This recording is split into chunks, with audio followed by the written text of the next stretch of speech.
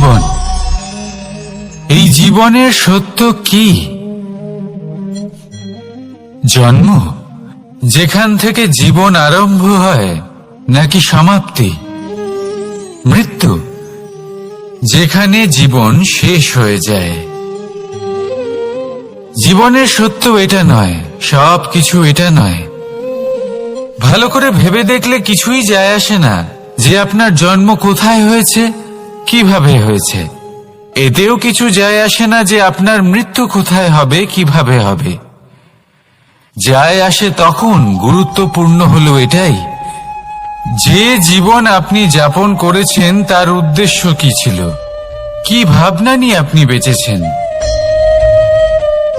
এখন যদি আপনি এমন কিছু করেন যার দ্বারা এই সংসার আপনার থেকে জীবন যাপনের প্রেরণা পেতে পারে, মৃত্যুর পরেও আপনার কর্ম দেখে তা স্মরণ করে জীবনে বাঁচতে শেখেন, তাহলে তার তাৎপর্য হলো আপনি নিজের কর্মের দ্বারা, নির্বাচনের দ্বারা অমর হয়ে গেছেন।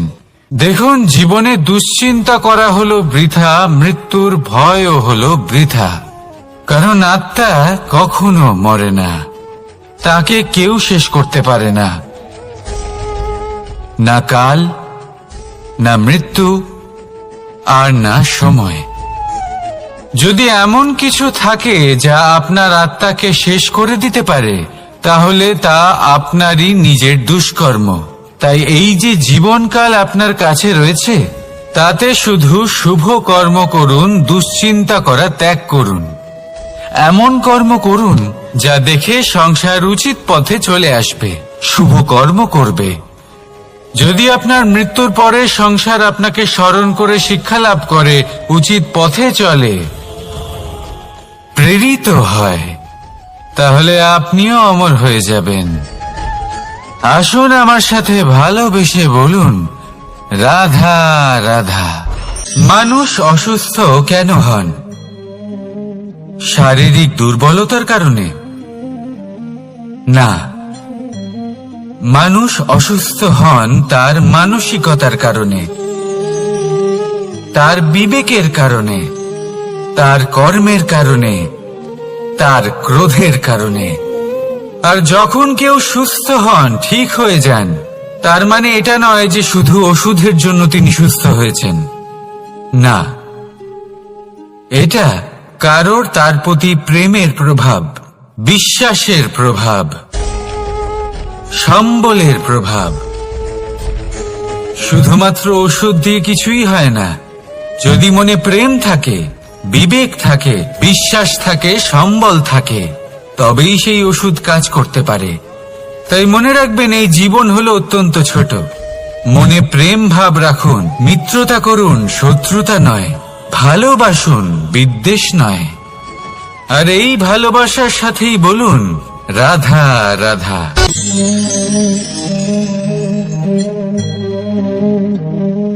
প্রশান্তি জড়িত নিদ্রা মানুষের জীবনের একটা অত্যন্ত গুরুত্বপূর্ণ সুখ এবং প্রয়োজনীয়তাও। দেখতে গেলে এই সংসারের প্রত্যেক পশু পাখি, প্রত্যেক জীব অবশ্যই নিদ্রা প্রাপ্ত করেন। কিন্তু মানুষ, যার মধ্যে বিচার বিবেচনা করার শক্তি অন্যদের থেকে অনেক বেশি, তার কিন্তু ঘুমের কিছু সমস্যা অবশ্যই হয়। কি বলেন? তাই তো। এবার এর কারণ কি? চিন্তা। এবার চিন্তা আমাদের সবার জীবনে আছে। আমরা সকলে জানি যে চিন্তা কখনো আমাদের সাহায্য করে না, তাও আমাদের জীবনে আছে। কেন? চিন্তার মাধ্যমে কি কখনো কোনো সমস্যার সমাধান হয়েছে? অর্থের চিন্তা করলে কি অর্থ লাভ হয়? ভবিষ্যতের চিন্তা করলে কি ভবিষ্যৎ ঠিক হয়ে যায়? স্বাস্থ্যের চিন্তা করলে কি স্বাস্থ্য নিজে থেকেই ঠিক হয়? হয় না। তাহলে এই সব কিছু থেকে আমাদের একটা ছোট্ট শিক্ষা অবশ্যই লাভ করা উচিত। আপনিও আপনার কাঁধ থেকে চিন্তার এই বোঝা নামিয়ে ফেলুন। আর ইচ্ছে, এই সব ইচ্ছে একত্রিত হয়ে আমাদের মনে চিন্তা উৎপন্ন করে। তাই এই চিন্তাগুলিকে ত্যাগ করুন। প্রকৃতির প্রেমের উপর বিশ্বাস রাখুন। মনে রাখবেন, যিনি চিন্তা মুক্ত হবেন তিনি চিতা মুক্ত হবেন। সুখের নিদ্রা প্রাপ্ত করুন, আর নিদ্রায় যাবার আগে আমার সাথে ভালোবেসে বলুন, রাধা রাধা। মহাদেব, সেই দেবতা যিনি মহান, যাকে দেবতাদের দেবতা বলা হয়, যিনি হলেন আমার আরাধ্য। কখনো আপনার মনে এই প্রশ্ন এসেছে যে শিবকেই কেন মহাদেব বলা হয়, অন্য কোনো দেবতাকে কেন বলা হয় না? সেই কারণ মহাদেবের মধ্যে, ওনার মধ্যে এমন এক বিশেষ গুণ রয়েছে যা অন্য কারণ নেই। তা হলো নিঃস্বার্থ হয়ে মানুষের সেবা করা। যদি প্রয়োজন পড়ে, যদি সৃষ্টির পথে বিনাশের কালো মেঘ ছেয়ে থাকে, তখন নিজের প্রাণের চিন্তা না করে হলাহল পান করার জন্য প্রস্তুত থাকেন মহাদেব। আর এই অদ্বিতীয় ত্যাগের জন্যই শিবকে মহাদেব বলে ডাকা হয়। এবার যদি কোনো মানুষও নিঃস্বার্থ ভাবনার দ্বারা নিজেকে অর্পণ করে দেয় এই জগতের কল্যাণের জন্য, মানুষের সেবার জন্য, তাহলে তিনিও মহাপুরুষ, মহামানব হতে পারেন। যদি কেউ অভুক্ত থাকেন, তাহলে নিজের থালা থেকে অর্ধেক খাবার তাকে দিয়ে দিন। যদি কেউ অসুস্থ হন, তাহলে তাকে সেবা করার, চিকিৎসা করার চেষ্টা করুন। এই জীবন শুধু নিজের জন্য নয়, অন্যদের প্রতি, সমস্ত সংসারের প্রতি উৎসর্গ করুন। যদি এইসব মানুষ শিখে যান, তাহলে তিনি মহাদেবের পথে অগ্রসর হতে পারেন। যদি মানুষ নিঃস্বার্থ ভাবনার দ্বারা এই সংসারের সেবা করতে শিখে যান, তাহলে তিনি নিশ্চিত রূপে মহামানব অবশ্যই হতে পারবেন। আসুন আমার সাথে ভালোবেসে বলুন, রাধা রাধা। কথায় আছে, যা কিছু অন্তর থেকে নিঃসৃত হয় তা অশুভ হয় না। অশুভ হলো সেই বোধ, সেই ইচ্ছে যা অন্তর থেকে নিঃসৃত হলেও কখনোই বিবেকের দ্বারা পরখ করা হয় না। এমনই একটা অনুভূতি হলো ক্রোধ। এই ক্রোধ আপনার বিবেকই হরণ করে নেয়, আপনার করুণা হরণ করে নেয়। আপনি ভাবনা চিন্তা করার যোগ্যতাই হারিয়ে ফেলেন। এবার যদি আপনি সংসারকে নিয়ন্ত্রণ করতে চান, ভবিষ্যতের উপর নিয়ন্ত্রণ রাখতে চান, বর্তমানের উপর নিয়ন্ত্রণ রাখতে চান, তাহলে প্রথমে নিজের ক্রোধের উপর নিয়ন্ত্রণ করা শিখতে হবে। কারণ এই ক্রোধ আপনার বন্ধু নয়, এ আপনার শক্তি নয়, এ হলো আপনার দুর্বলতা। আর এটা শত্রুর শক্তি বাড়িয়ে তোলে, আর শেষ পর্যন্ত ক্ষতি আপনারই হয়।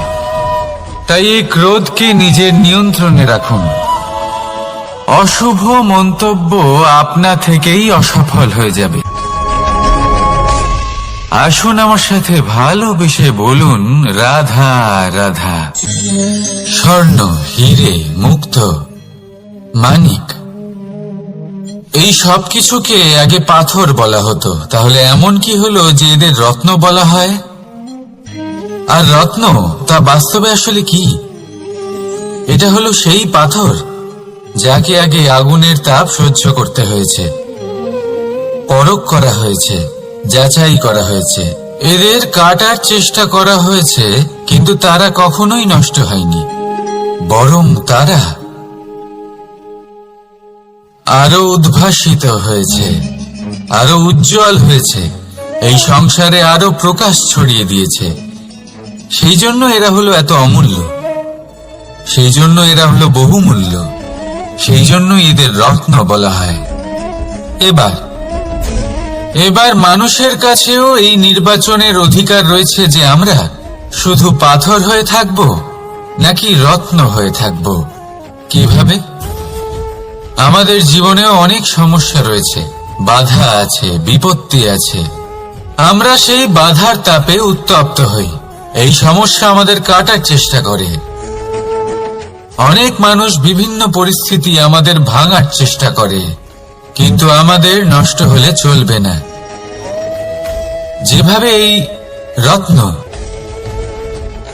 সমস্যার সম্মুখীন হয়ে পাথর থেকে রত্ন হয়েছে, সেইভাবেই আমাদেরও আমাদের সমস্যার সম্মুখীন হয়ে রত্ন হয়ে উঠতে হবে। এই সংসারে প্রকাশের স্রোত হয়ে উঠতে হবে। তাহলে এটাই করুন আর আমার সাথে ভালোবেসে বলুন, রাধা রাধা। সংসারে সব থেকে বড় শক্তি আসলে কি? কেউ বলবেন শারীরিক শক্তি, কেউ বলবেন অস্ত্রের শক্তি, কেউ বলবেন জ্ঞানের শক্তি। ঠিক আছে, কিন্তু যদি আমি বলি সংসারের সব থেকে বড় শক্তি হলো শক্তি কোনো এক তথ্যের, আগে হ্যাঁ, তথ্য। এই তথ্য নিজেই কিন্তু খুব শক্তিশালী, অত্যন্ত শক্তিশালী অস্ত্র হলো এই তথ্য। আর সত্যি বলতে অনুচিত তথ্যের থেকে অনেক বেশি ঘাতক হলো অসম্পূর্ণ তথ্য। যেরকম আজ শাম্ব রুক্মির সাথে করেছে, ওকে অসম্পূর্ণ তথ্য দিয়েছে, তার ফলে বিনাশ হলো। যদি এইভাবেই আপনার কাছেও কোনো অসম্পূর্ণ তথ্য আসে, আর যদি আপনি তা পরখ না করে দেখেন, যাচাই না করে দেখেন, আর নিজের কর্ম করেন, তাহলে উত্থানের বদলে আপনি পতনের সম্মুখীন হবেন। বিকাশের বদলে আপনার বিনাশ হয়ে যাবে। মনে রাখবেন একটা অত্যন্ত গুরুত্বপূর্ণ কথা, সঠিক তথ্য পাওয়া সঠিক তথ্য দেওয়ার থেকে অনেক বেশি গুরুত্বপূর্ণ। আশা করি এই কথা আপনি বুঝেছেন। জীবনে যখনই কোনো তথ্য আপনি পাবেন, সেই বিষয়ে ভেবে দেখুন, পরখ করে দেখুন, যাচাই করুন, তারপর নিজের কর্ম করুন। আর আমার সাথে ভালোবেসে বলুন, রাধা রাধা। ধর্ম এবং প্রেম, এই দুই হলো একই মুদ্রার দুই পিঠ। যদি এদের মধ্যে কোনোটা নষ্ট হয়ে যায়, তাহলে দ্বিতীয়টাও থাকে না। কখনো ভেবেছেন এমন কেন হয়? তার জন্য আগে আপনাকে বুঝতে হবে যে ধর্ম আসলে কি। ধর্ম সেটাই যা এই সংসারের প্রত্যেক মানুষকে একে অপরের সাথে সুখ এবং শান্তিতে থাকতে প্রেরণা যোগায়। এই প্রেরণার আধার হলো প্রেম। প্রেম সেটাই যা আপনার মধ্যে অন্য কারোর প্রতি করুণাবোধ জাগিয়ে তোলে, সম্মান জাগিয়ে তোলে। এবার যদি প্রেম চলে যায়, তাহলে সবার আগে বিনাশ হবে সম্মান আর করুণাবোধের। এবার যেখানে না প্রেম রয়েছে, না সম্মান রয়েছে, না করুণা রয়েছে, সেখানে ধর্ম কিভাবে বাস করবে? অশুভ ইচ্ছে জাগ্রত হয়ে ওঠে, ক্রোধ জাগ্রত হয়ে ওঠে, অহংকার জাগ্রত হয়ে ওঠে, আর তারপর আরম্ভ হয় অধর্মের। তাই যা যা ভাবনা আপনার অন্তরে প্রবেশ করছে, করতে দিন, কিন্তু যাই হোক না কেন, এই প্রেমকে নিজের থেকে দূরে যেতে দেবেন না। এই প্রেমকে চিরকাল নিজের কাছে রাখুন, নিজের হৃদয়। আর এই প্রেম ভাব নিয়ে বলুন, রাধা রাধা। এই সংসারে আমাদের জীবনের সব থেকে বড় দোষ কি আপনি জানেন? কেউ বলবেন লোভ, কেউ বলবেন লালসা, কেউ বলবেন অসত্য। দেখুন, দুঃখের মূল কারণ হলো পরিশ্রম না করা। কিছু মানুষ ভাবেন যে আমি জীবনে কোনো পরিশ্রম করব না, অথচ আমি সবকিছু প্রাপ্ত করতে চাই। আর এমন এক কারণের জন্যই দূতের মতো খেলা আমাদের জীবনে প্রবেশ করার সুযোগ পায়। দূত, এই দূত আসলে কি? দূত অর্থাৎ কোনো পরিশ্রম ছাড়াই অন্য কেউ পরিশ্রম করে যা অর্জন করেছেন, যে সুখ সুবিধা অর্জন করেছেন, তা নিজের জন্য শুধুমাত্র একটা খেলার মাধ্যমে নিজের করে নেবার ইচ্ছে। আর এই ইচ্ছে অত্যন্ত বিনাশকারী হতে পারে। এই ইচ্ছে যদি আপনার বিবেক, আপনার মন, আপনার চেতনা, আপনার ভাবনা প্রবাহিত করে ফেলে, তারপরে আপনি চেষ্টা করতে শুরু করে দেবেন, আর সেইখান থেকেই আপনার পতন শুরু হবে। এই চেষ্টা করবেন যে অন্য কারোর জীবনের সমস্ত ধন, তার সমস্ত জীবন সম্পূর্ণভাবে নিজের করে নেওয়ার। কারণ প্রথমে আশা জাগ্রত হয়, আর এই আশা হতাশায় পরিণত হতে সময় লাগে না। এই হতাশা কুণ্ঠায় পরিণত হতে সময় লাগে না, কুণ্ঠা লোভে পরিণত হতে সময় লাগে না, আর এই লোভ প্রতিশোধ স্পৃহাতে পরিণত হতে সময় লাগে না। আর যখন এই সব কিছু হয়, আপনি দুষ্ট হয়ে যান। আর সবাই জানেন যে প্রত্যেক দুষ্ট ব্যক্তির পতন হলো অবশ্যম্ভাবী। তাই নিজেকে দূতের থেকে দূরে রাখুন আর পরিশ্রমকে নিজের কাছে টেনে নিন। জীবনে আপনার যা যা স্বপ্ন রয়েছে, যা আপনি করতে চান, শুধুই পরিশ্রম দ্বারা অর্জন করুন। তাহলে তাই করুন, আর আমার সাথে ভালোবেসে বলুন, রাধা রাধা। জীবনে কিছু শেখা অত্যন্ত গুরুত্বপূর্ণ। এবার কি কি শিখতে হবে, সেই সব শেখানোর জন্য অনেক শিক্ষক রয়েছেন, কিন্তু কি শিখবেন না আর কি করবেন না, এটা আমাদের নিজের অভিজ্ঞতা দিয়ে শিখতে হয়। কিন্তু তার মানে এটা নয় যে যদি আপনাকে শিখতে হয় যে আগুনের তাপ কতটা, আপনাকে আগুনের মধ্যে হাত দিতে হবে না। অন্য কারোর অভিজ্ঞতা দ্বারাও শিখতে পারেন। প্রশ্ন শুধুমাত্র একটাই যে আপনি কি শিখতে চান নাকি চান না। যদি আপনি এটাই ভাবেন যে আমি শুধুই নিজের অভিজ্ঞতা দ্বারাই শিখতে চাই, তাহলে জীবনকাল ছোট মনে হবে, অনেক কিছুই শিখতে পারবেন না। তাই নিজের সাথে সাথে বড়দের অভিজ্ঞতার দ্বারাও শেখা শুরু করে দিন। এই সংসারের অভিজ্ঞতা দ্বারা শিখতে শুরু করে দিন। আর এটা নিশ্চিত রূপে শেখা আবশ্যক যে কখন কি করবেন না, কোথায় থামতে হবে আর কোথায় থামবেন না।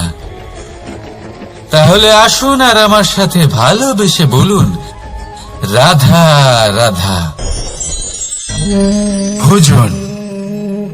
এবার ভোজন সংগ্রহ করার জন্য মানুষ কি না করেন, সব সময় চেষ্টা করতে থাকেন। ফসল উৎপাদনের জন্য অনেক পরিশ্রম করতে থাকেন, কিন্তু অনেক সময় অনেক পরিশ্রম করার পরেও ফসল ভালো উৎপাদন হয় না। এর কারণ কি? কারণ হলো এটাই যে আপনি পরিশ্রম হয়তো অনেক করেছেন, কিন্তু আপনার নজর তো সেই বীজের দিকে ছিলই না যা আপনি রোপণ করেছেন। সেই জন্য সব সময় কোনো বীজ রোপণ করার আগে তাকে পরখ করে দেখুন, তা অত্যন্ত আবশ্যক। আর সেইভাবেই যখনই কোনো কর্মের প্রশ্ন আসে, তাহলে সেখানে শুধুমাত্র পরিশ্রম যথেষ্ট নয়। সেই কাজের প্রতি আপনার কর্তব্য কি, আপনার উদ্দেশ্য কি, সেটা জানা হলো অত্যন্ত গুরুত্বপূর্ণ। তাই কর্ম করুন, কিন্তু সেই কর্মের প্রতি আপনার যা উদ্দেশ্য তার মাহাত্ম্য বুঝতে চেষ্টা করুন। তাহলে আসুন আমার সাথে ভালোবেসে বলুন, রাধা রাধা।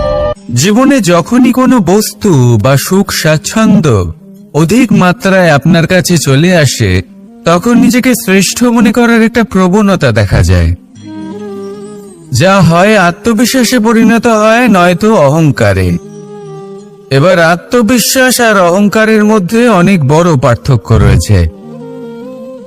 আমি এটা করতে পারি, আমি ওটাও করতে পারি, এ হলো আত্মবিশ্বাস। শুধুমাত্র আমি এটা করতে পারি, শুধুমাত্র আমি ওটাও করতে পারি, আমি হলাম সর্বশ্রেষ্ঠ, এটা হলো অহংকার। এবার এই অহংকারের ধ্বনি অনেক দূর প্রবাহিত হয়, আর এর প্রহার সর্বপ্রথম আপনাকে বিপর্যস্ত করে। এবার এই অহংকার এর বিপরীত শব্দ হলো বিনয় অর্থাৎ নিজের ঊর্ধ্বে উঠে অন্যের বিষয় ভাবনা চিন্তা করা, সংসারের বিষয়ে ভাবা। এই বিনয়ী হবার চেষ্টা করুন, একের থেকে অনেক হওয়ার চেষ্টা করুন এবং একসাথে থাকার চেষ্টা করুন। নিশ্চিত রূপেই আপনি বিকাশের কারণ হবেন। মত্ততা থেকে নিজেকে দূরে রাখুন, অহংকার থেকে নিজেকে দূরে রাখুন। এই মন প্রসন্ন হয়ে বলবে, রাধা রাধা। কোনো এক বস্ত্রে যদি ছোট্ট একটা ছিদ্র উৎপন্ন হয়, আর যদি আমরা তার দিকে নজর না দিই, তাহলে সময়ের সাথে সমগ্র বস্ত্র ছিঁড়ে যায় আর কোনো কাজে আসে না। যদি কোনো একটা নৌকাতে ছোট্ট একটা ছিদ্র উৎপন্ন হয়, তাহলে সময়ের সাথে পুরো নৌকাই জলে ডুবে যায়। লক্ষ্যের দিকে অগ্রসর হওয়ার সময় একটা ছোট্ট ভুল আপনি যদি করে ফেলেন, তাহলে আপনাকে তার লক্ষ্যের থেকে দূরে করে দিতে পারে। এমনটা এই সম্পর্কের সাথেও হয়ে থাকে। কোনো একটা ছোট্ট কথা, একটা ছোট্ট মনোমালিন্য যদি সম্পর্কে আসে এবং সেটা না মেটানো হয়, তাহলে সেই সমগ্র সম্পর্কটা অনেক বড় বড় সম্পর্ক ভেঙে যেতে পারে। যদি আপনার সম্পর্কে ছোট্ট একটা ছিদ্র উৎপন্ন হয়, তাহলে প্রেমের সূচ আর স্নেহের সুতো দ্বারা সেলাই করে ফেলুন, যাতে আপনার এই সম্পর্ক অটুট থাকে এবং প্রেম দ্বারা পরিপূর্ণ থাকে। আসুন আমার সাথে ভালোবেসে বলুন, রাধা রাধা। দু রকমের প্রাকৃতিক বেগ থাকে। প্রথম হলো বর্ষা। যখন এর বর্ষণ হয়, তখন মাটিকে শীতল করে নতুন ফসল ফলায়। আর দ্বিতীয় হয় পবন, যা আমাদের সর্বদা শ্বাসবায়ু প্রদান করে। অশান্ত এই মনকে শান্তি প্রদান করে, এই ক্লান্ত শরীরে স্ফূর্তি প্রদান করে। আমাদের জীবনে যত আবেগ আছে, তা হয় বর্ষার মতো হওয়া উচিত, নয় হওয়া উচিত পবনের মতো। ক্রোধ, মতভেদ, বিবাদ, এগুলো হওয়া উচিত বর্ষার মতো। অর্থাৎ কিছু সময় পরে যেন এরা নিজে থেকেই ছিন্ন ভিন্ন হয়ে চলে যায়। আর যদি পবনের মতো কোনো আবেগ থাকা উচিত, তা হলো প্রেম, যা সর্বদা শ্বাসবায়ু প্রদান করে, সবসময় সাথে থাকে। একে আমরা অনুভব করতে পারি না, কিন্তু এই আমাদের অনুভব করার জন্য প্রাণবায়ু প্রদান করে। আর যখন চক্রবাতের মতো সে ভয়ঙ্কর হয়ে ওঠে, তখন সমগ্র সংসার বদলে দেয়। এর সারমর্ম একটাই, শক্তি। মতভেদ, ক্রোধ, বিবাদের শক্তি যদি থাকে, তা আছে প্রেমের মধ্যে। তাই এই প্রেমকে মনের মধ্যে রাখুন আর আমার সাথে বলুন, রাধা রাধা। জীবনে দুই ধরনের আবেগ রয়েছে, যার কোনো মূল্য নেই। আমার কথার অর্থ এটা নয় যে এদের কোনো গুরুত্ব নেই। গুরুত্ব যথেষ্টই রয়েছে, শুধু এদের জন্য আপনাকে কোনো মূল্য দিতে হয় না। প্রথম আবেগ হলো আনন্দ, প্রসন্নতা। এটা আপনি যে কোনো জায়গায় খুঁজে পেতে পারেন, যদি আপনি খুঁজে পেতে চান। আপনি কোনো পুষ্পের সৌন্দর্য দেখে প্রসন্ন হতে পারেন। বায়ুর কারণে যখন একটি বৃক্ষ শিহরিত হয়, সেটা দেখে আপনি প্রসন্ন হতে পারেন। একটা ছোট্ট শিশুর কলরব শুনেও আপনি প্রসন্ন হতে পারেন। একটা ক্রন্দনরত বালককে হাসিয়ে আপনি প্রসন্ন হতে পারেন। সবকিছু আপনার উপর নির্ভরশীল। সেখানে আরেকটি আবেগ হলো দুশ্চিন্তা। মানুষ বড়ই দুশ্চিন্তা করতে থাকে। আজ আমি এই কাজ করেছি, সেই বিষয়ে চিন্তা। আজ আমি এই কাজ করতে পারিনি, সেই বিষয়ে চিন্তা। কাল আমাকে এই কাজ করতে হবে, সেই নিয়ে চিন্তা। আমি কি সেই কাজটা করতে পারবো, সেই বিষয়ে দুশ্চিন্তা। চিন্তা সর্বত্র রয়েছে, যার জন্য মূল্য দিতে হয় না। যত চান আপনি একত্রিত করতে পারেন। একটা গুরুত্বপূর্ণ কথা মনে রাখবেন, প্রসন্নতা জীবনের একটা নতুন সূত্রপাত। সেখানে দুশ্চিন্তা হলো জীবনের চিতার সমান। এবার এই দুটি আবেগ হলো মূল্যহীন, দুটোই আপনার সামনে আছে। কোনটা চয়ন করবেন আপনি? দুশ্চিন্তা নাকি প্রসন্নতা? সিদ্ধান্ত আপনারই। আসুন আর আমার সাথে ভালোবেসে বলুন, রাধা রাধা। জীবনের প্রত্যেক মুহূর্ত আমাদের কিছু না কিছু শিক্ষা দেয়, নির্ভর করছে আমাদের দৃষ্টিভঙ্গির উপর। যেমন নদী হলো আমার অত্যন্ত প্রিয়, নদীতে ভ্রমণ করতে আমার খুব ভালো লাগে। কি বলেন? নদীতে সবসময় নতুন কিছু থাকে, ও পুরনো কিছুই নিয়ে বসে থাকে না। সব সময় প্রবাহমান, কখনো থামে না। ততক্ষণ থামে না যতক্ষণ না সাগরে গিয়ে সমাহিত হচ্ছে। ঠিক এইভাবেই আমাদেরও উচিত নিজের জীবন অতিবাহিত করা, নদীর মতো। প্রত্যেক মুহূর্ত নতুন, তাই সেইভাবেই জীবন যাপন করুন।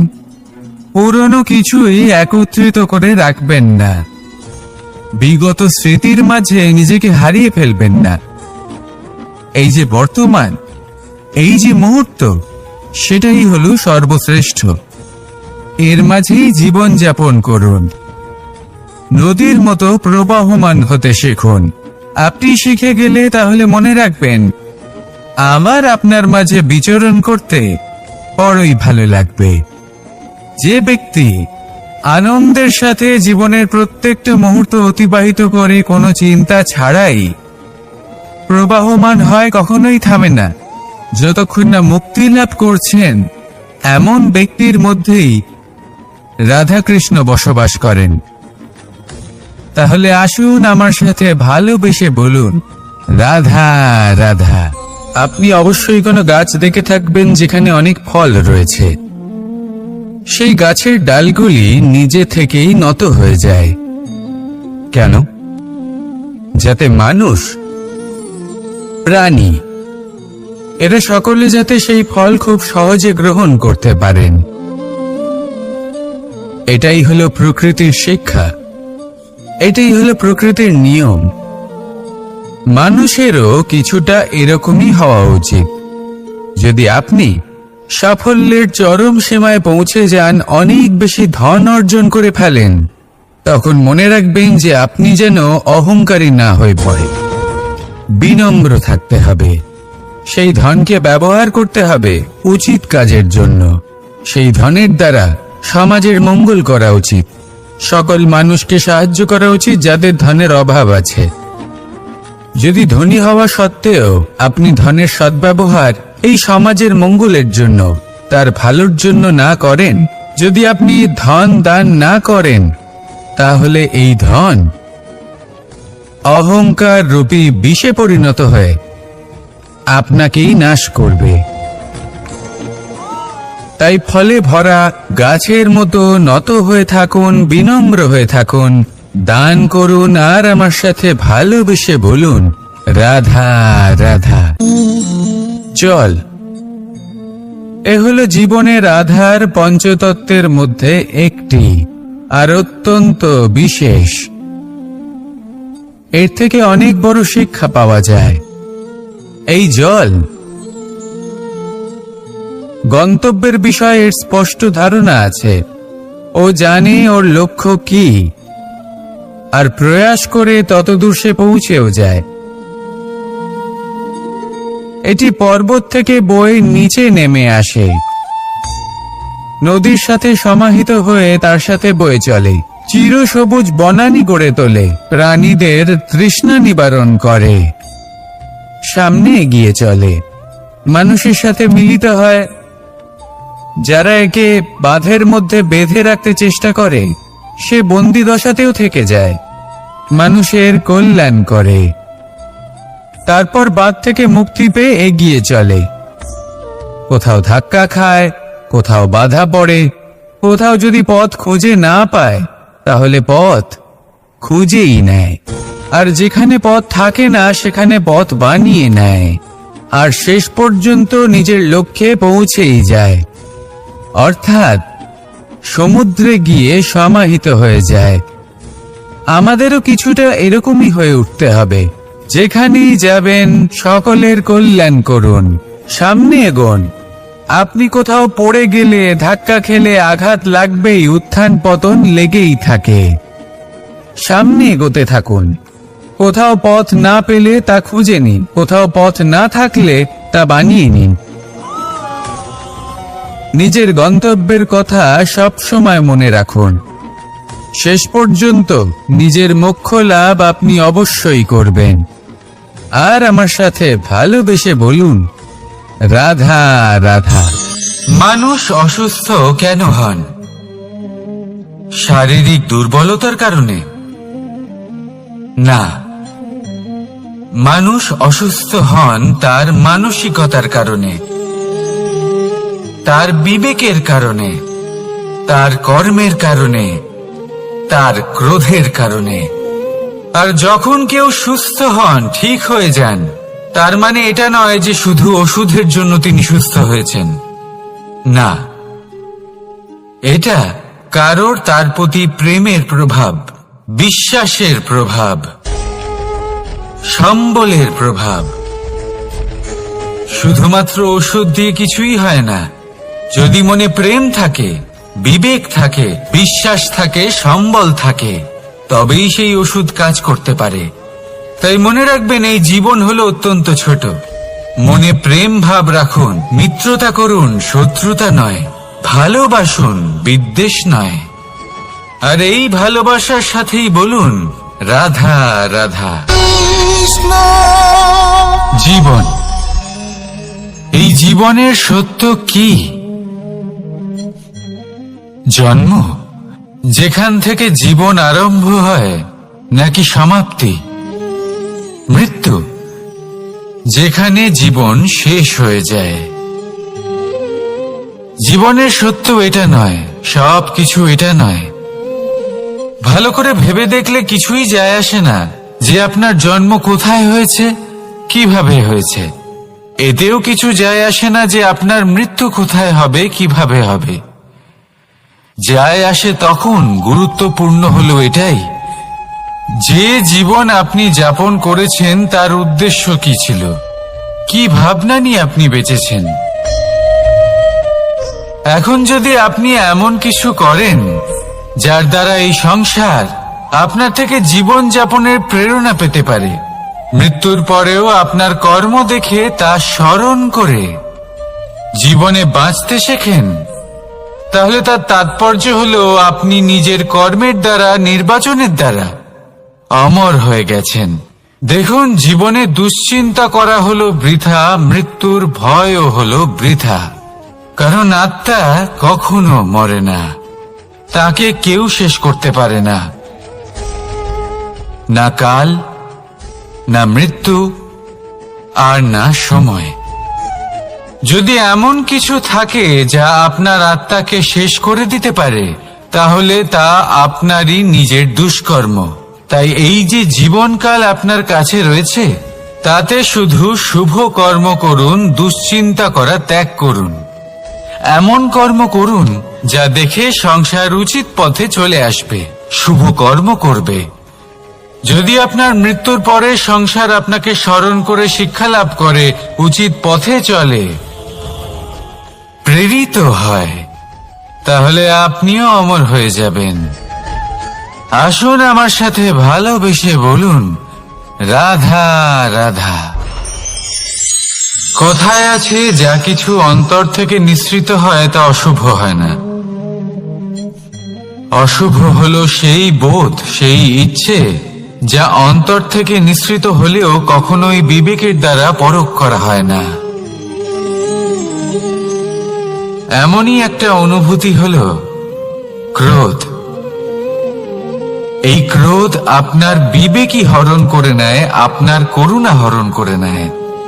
আপনি ভাবনা চিন্তা করার যোগ্যতাই হারিয়ে ফেলেন। এবার যদি আপনি সংসারকে নিয়ন্ত্রণ করতে চান, ভবিষ্যতের উপর নিয়ন্ত্রণ রাখতে চান, বর্তমানের উপর নিয়ন্ত্রণ রাখতে চান, তাহলে প্রথমে নিজের ক্রোধের উপর নিয়ন্ত্রণ করা শিখতে হবে। কারণ এই ক্রোধ আপনার বন্ধু নয়, এ আপনার শক্তি নয়, এ হলো আপনার দুর্বলতা। আর এটা শত্রুর শক্তি বাড়িয়ে তোলে, আর শেষ পর্যন্ত ক্ষতি আপনারই হয়। তাই এই ক্রোধকে নিজের নিয়ন্ত্রণে রাখুন। অশুভ মন্তব্য আপনা থেকেই অসফল হয়ে যাবে। আসুন আমার সাথে ভালোবেসে বলুন, রাধা রাধা।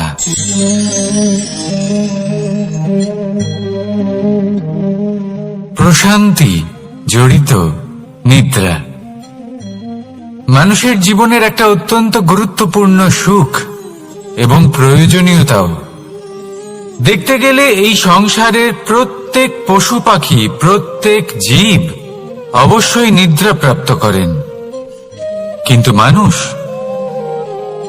যার মধ্যে বিচার বিবেচনা করার শক্তি অন্যদের থেকে অনেক বেশি, তার কিন্তু ঘুমের কিছু সমস্যা অবশ্যই হয়। কি বলেন? তাই তো। এবার এর কারণ কি? চিন্তা। এবার চিন্তা আমাদের সবার জীবনে আছে। আমরা সকলে জানি যে চিন্তা কখনো আমাদের সাহায্য করে না, তাও আমাদের জীবনে আছে। কেন? চিন্তার মাধ্যমে কি কখনো কোনো সমস্যার সমাধান হয়েছে? অর্থের চিন্তা করলে কি অর্থ লাভ হয়? ভবিষ্যতের চিন্তা করলে কি ভবিষ্যৎ ঠিক হয়ে যায়? স্বাস্থ্যের চিন্তা করলে কি স্বাস্থ্য নিজে থেকেই ঠিক হয়? হয় না। তাহলে এই সব কিছু থেকে আমাদের একটা ছোট্ট শিক্ষা অবশ্যই লাভ করা উচিত। আপনিও আপনার কাঁধ থেকে চিন্তার এই বোঝা নামিয়ে ফেলুন। আর ইচ্ছে, এই সব ইচ্ছে একত্রিত হয়ে আমাদের মনে চিন্তা উৎপন্ন করে। তাই এই চিন্তাগুলিকে ত্যাগ করুন। প্রকৃতির প্রেমের উপর বিশ্বাস রাখুন।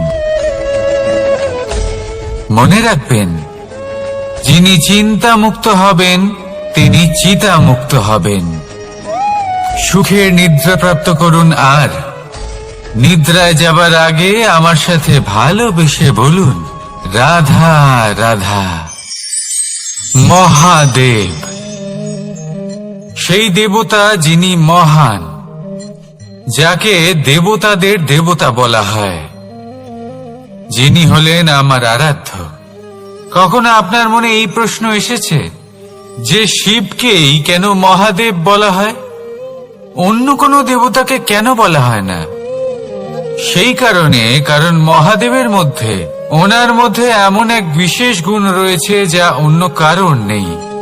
তা হলো নিঃস্বার্থ হয়ে মানুষের সেবা করা। যদি প্রয়োজন পড়ে, যদি সৃষ্টির পথে বিনাশের কালো মেঘ ছেয়ে থাকে, তখন নিজের প্রাণের চিন্তা না করে হলাহল পান করার জন্য প্রস্তুত থাকেন মহাদেব। আর এই অদ্বিতীয় ত্যাগের জন্যই শিবকে মহাদেব বলে ডাকা হয়।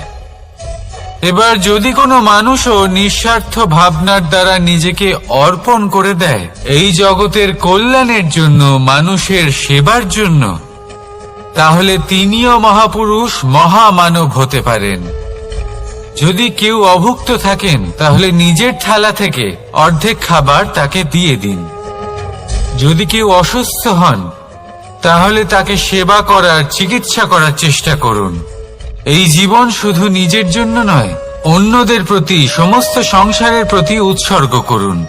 যদি এইসব মানুষ শিখে যান, তাহলে তিনি মহাদেবের পথে অগ্রসর হতে পারেন।